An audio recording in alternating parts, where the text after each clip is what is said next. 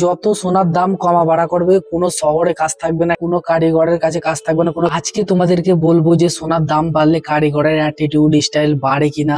Actually এর আগে একটা স্ট্যাটাস ভিডিও আর কি বানিয়েছিলাম, বলেছিলাম যে যত সোনার দাম বাড়বে তত কারিগরের অ্যাটিটিউড স্টাইলও বাড়বে। প্রথমে তোমাদেরকে বলি, একটা রিলস আর একটা রিয়েলিটি সবসময় এক হয় না।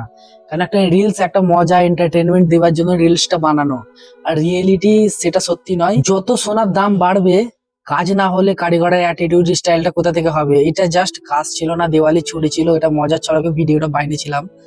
তার ভিউ এখন 45,000-এর উপরে চলে গেছে, 45,000 মতো।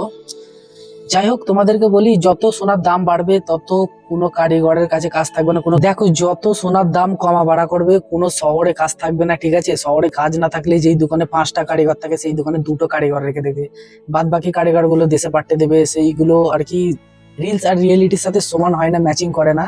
আর সামান্য আমি 3 মাস 3.5 মাস আগে যখন এখানে এসেছিলাম, তখন 94-95 হাজার টাকা ভাবে আমি সোনা কিনে কাজ করেছি। কেন? তখন দোকানদার ছিল না, তখন দোকানটা আমি চালাচ্ছিলাম। তখন 94-95 হাজার টাকা কিনে যে আমি কাজটা করেছি, এখন সেটা এখন 27 হাজার টাকা এখন ভাव হয়ে গেছে, ভাव কিছু কমে গেছে।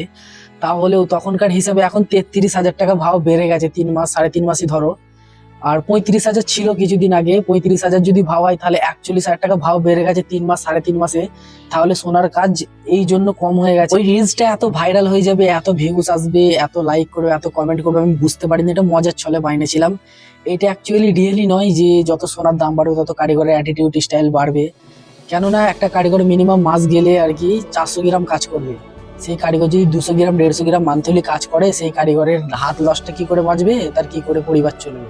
কেননা একটা কারিগর বেশি মাইনের থেকে লসে বেশি প্রাধান্য দেয়। কেন? মাইনে মান্থলি মাস গেলে একটা কারিগর মাইনে পেয়ে যাবে চোখ বুঝে, কিন্তু কারিগরের যদি না লস পাই, 400 গ্রাম কাজ করলে যেমন 4 গ্রাম 4.5 গ্রাম মতো লস হয়। যাই হোক, যতই ঘটুক, ওই লসটা যদি না পাই তাহলে একটা কারিগরের কি করে ইনকামটা হবে, একটা কারিগরের অ্যাটিটিউডটা কি করে হবে? যাই হোক, তুমি কোথা থেকে ভিডিওটা দেখছো অবশ্যই কমেন্ট করবে। আর আমার ভিডিওটা যারা দেখছো এখনো ফলো করেনি, প্লিজ চ্যানেলটাকে ফলো করে দিও। আর জানি না যে আমি ভিডিওটা বানিয়েছি কে কেমন হিসেবে নিয়েছো, অবশ্যই আমাকে কমেন্টে জানাবে যে ব্লগ ভিডিও ভালো না এরকম ছাপরি টাইপের স্ট্যাটাস ভিডিও বানাই। এটা অ্যাকচুয়ালি মজার চলে বানিয়েছিলাম, দিওয়ালির ছুটি ছিল, কাজ নেই, কি করবো? এই যে ব্লগ বানাই, কাজের নেই তো ব্লগটা বানাই, কাজ না থাকলে কি নিয়ে ব্লগটা বানাবো? তাই মজার চলে ওই অ্যাটিটিউড আর কি স্ট্যাটাসটা বানিয়েছিলাম। সত্যি কথা বলতে আমারও সোনার কাজ করতে ভালো লাগে না, যা পরিস্থিতি যাচ্ছে সোনার কাজ আর ধরতে গেলে দিন দিন বন্ধই হয়ে যাবে। ব্যান্ডেলের কাজ অনেক জায়গায় চালু হয়ে গেছে, যেমন জঙ্গলপাড়া, ডানকুনি, এইদিকে সব ব্যান্ডেলের কাজ চালু হয়ে গেছে।